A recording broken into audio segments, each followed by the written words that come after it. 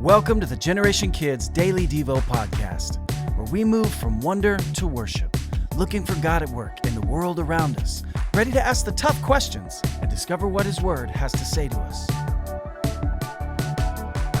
Today's episode is titled, Good Things Take Time, and it comes from me, Casey Taylor.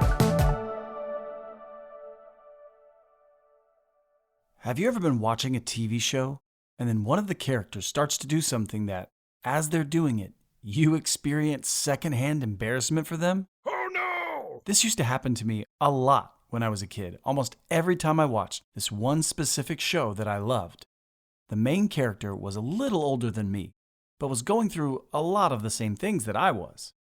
And so when he'd try to tell a girl he liked her, or when he'd attempt something new for the first time, I almost couldn't handle it, because I just felt like I was going to go through the failure or rejection with him. Brutal. I really identified with him, and I couldn't bear it. I don't think I can handle this. How about watching your favorite player, team, or competitor start off slow? I don't have enough. Maybe so slow that the chance for a comeback seems almost impossible. Now it's all over. So you switch the channel because you can't stand watching someone you are so invested in get pummeled.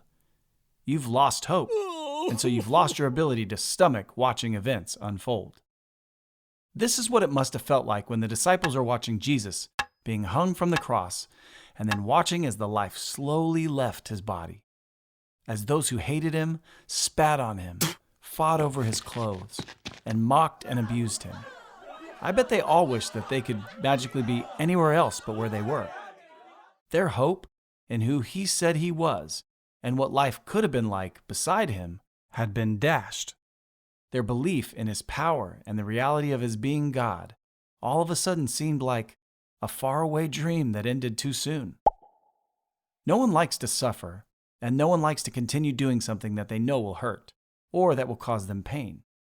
Sometimes waiting on God to come through can feel this way.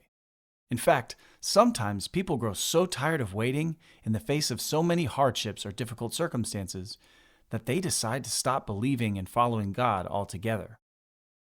But can I tell you something? At some point, I made myself watch the character on my show fumble through talking to the girl that he'd liked his whole life, and he finally didn't blow it. I endured watching my favorite baseball team come within one strike of winning a World Series title, only to lose it, and then come back to the World Series 12 years later and actually win a championship. 12 years later. Sometimes the payoff of our hope takes a long time. And if we don't go through the downs, it's hard to hope for or truly appreciate the ups. I, therefore, a prisoner for the Lord, urge you to walk in a manner worthy of the calling to which you have been called, with all humility and gentleness, with patience, bearing with one another in love, eager to maintain the unity of the Spirit of the bond of peace. Ephesians 4:1-3. We live in a time and place where when people aren't what we want them to be today, we so often bail and don't give people the time to become who they could be. We don't stick with people. You may have heard the term cancel culture, which just means that when you make a mistake, big or small, people will use it as a way to say you're broken or disqualified from ever being worthy of anyone's time.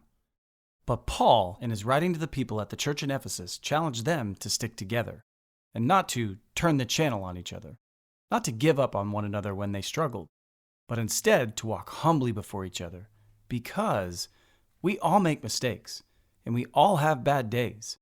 Those shouldn't define us or kill our ability to be loved or to love others. We should gently care for one another, and just as Jesus did with even those who persecuted him, to love and to pray for those that we see that aren't following the way of Jesus. Do you know what's amazing? When the gospel started to really spread after Jesus' death and resurrection, a man named Saul was one of those people who actively tried to kill the early church by literally killing early Christians. But do you know who wrote our passage for today?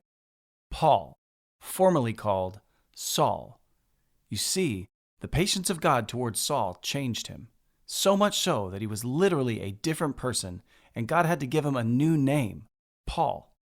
When we think of patience, we shouldn't just think of not getting angry in a long line. We should also remember that just like waiting in a long line for something we're excited about, that good things take time. including the good that could come from the people around us who might not currently be acting like they should.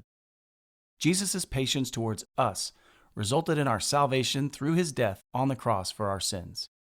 It resulted in Saul becoming Paul, and it might just see the greatest comeback stories of all time happen right in front of your eyes if you just keep your eyes open, don't change the channel, and believe at the end of the line there might just be something waiting that you have to see to believe. Now it's time for Today's big question!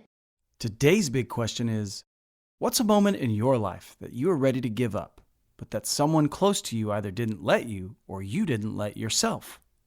What might you have missed if you'd given up? What would you not have learned? Patience is required to gain so much of what God has for us. So, wait for it. Wait for it. Thanks for listening to the Generation Kids Daily Devo podcast. If you want to keep in touch with us on all our social media platforms, check out the links in the description. And if you'd like to help support us as we continue to create meaningful content for kids of all generations, please subscribe to our Patreon by visiting us at patreon.com/wearegenerationkids.